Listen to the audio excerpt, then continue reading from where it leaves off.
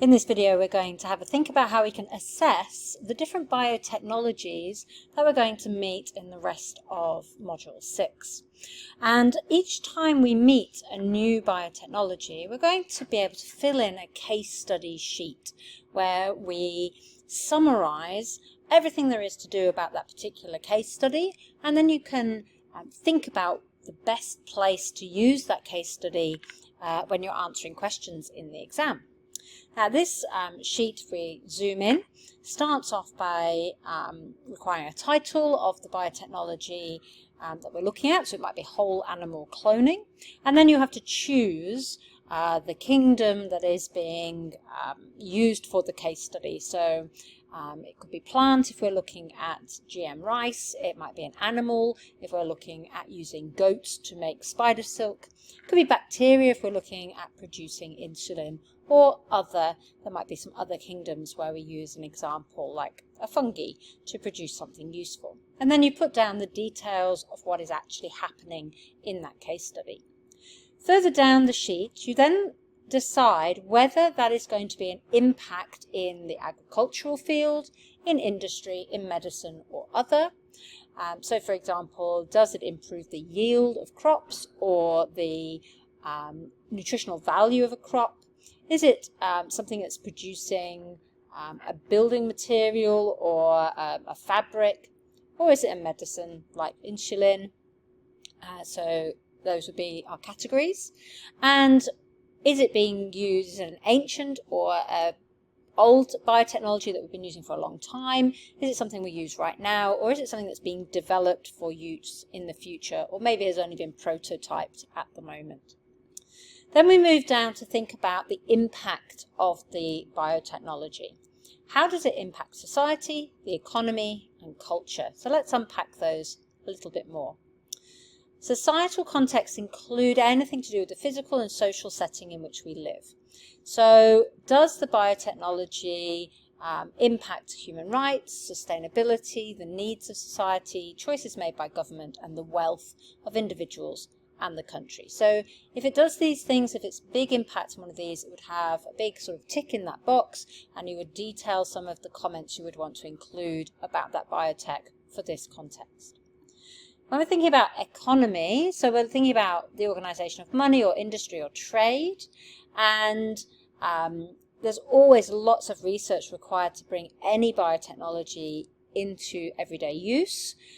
So does that cost of research and development and production limit it, so make it something really important, or does it limit the fact whether it's going to happen, who actually owns the research or the patents, and who actually ends up paying for that biotechnology and for all the invested costs?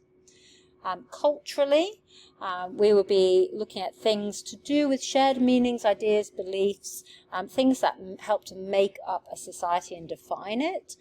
So are there impacts on the on who can use it in terms of educational background of people? Do people understand what it's about?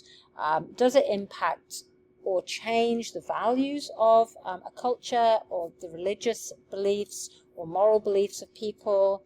And are people actually open to the idea of using that biotechnology? And this will change from one cultural context to another, and it's something we need to consider. Further down the sheet, in the case study sort of summary sheet, we deal with ethics.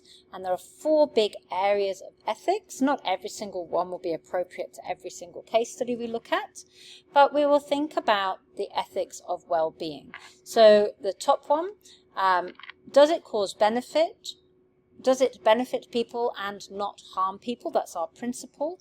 So we need to think about who does it benefit? How reliable is it?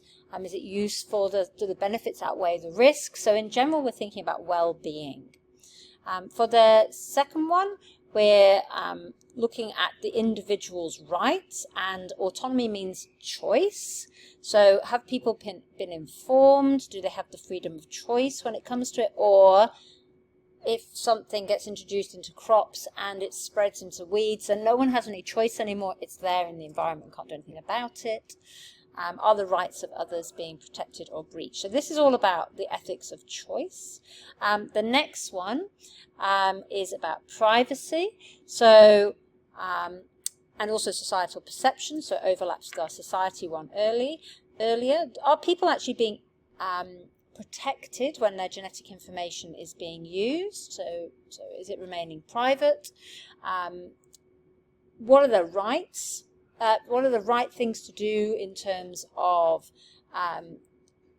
if we breach privacy, or could we save somebody's life? So these kind of ideas of respect, and if we were to release this information, so if we know information about you and your chromosomes, does that breach the rights of future generations? So people now know about your chromosomes, so they know about their chromosomes too.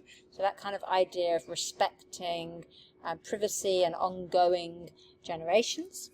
And then the last idea of ethics is to do with fairness, equity of access. So can everybody afford the amazing technology that's been introduced? Is there any bias in terms of who could access that technology? Are we sharing it fairly in a way that you can actually justify? Are we avoiding discrimination? So these are all ethical principles. We wouldn't necessarily deal with every single ethical principle for every single biotechnology. Some stand out in one area more than another. The last thing that we look at on our case study sheet is to comment on changes in biodiversity and comment on changes to populations forever. And there are lots of ideas that can encapsulate this. With biodiversity, we essentially want to look at how all living forms are affected. Are we increasing biodiversity so that populations can become more stable when changes happen, or decreasing biodiversity and suffering the possibility that populations might become extinct? That then leads into, are we changing populations forever? Are we changing the biodiversity and the genetic diversity in there? Can we end up resulting in extinction, or can we de-extinct things, so bring things back from no longer being living using our technology? Are we just changing the somatic cells, so we're just targeting one organ like the lungs with a genetically modified virus? That might be a temporary change. Or are we changing something in a person that means that the generations forever afterwards will not have that disease, for example, and therefore it becomes a permanent and ongoing change in the populations forever? So when we look at every single case study, we will fill in different aspects of this, depending on which area our case study particularly exemplifies, and that means that you can then have an easy reference to attack many of the long answer questions in the exam.